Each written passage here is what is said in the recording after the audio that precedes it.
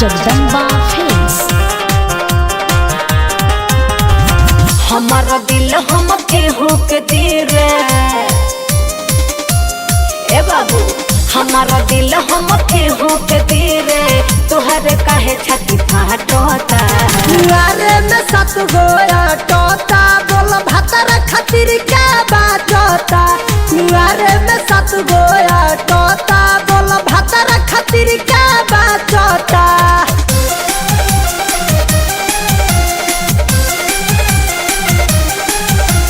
Presented by Jagdamba films.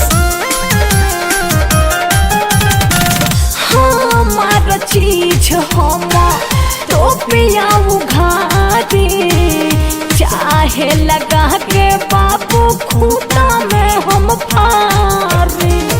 एगो से बात करो, एगो पलाई न मारे, लागे सारा लई कन के साइज तू तो ना पेलू।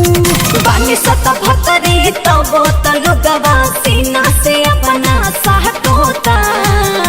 कुआरे में 7 गोया टोता, बोल भातर खातिर का बाचोता।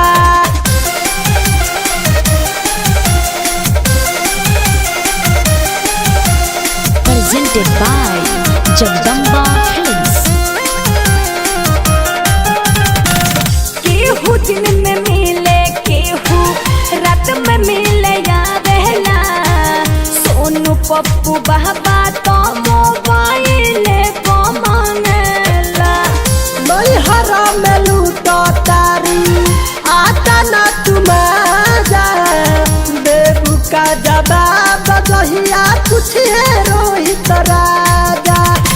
गिरी सतेंद्र बाबू खाले हमरे के दोस्त सहटोता। कुआरे में 7 गोया टोता, बोल भातर खातिर का बाचोता।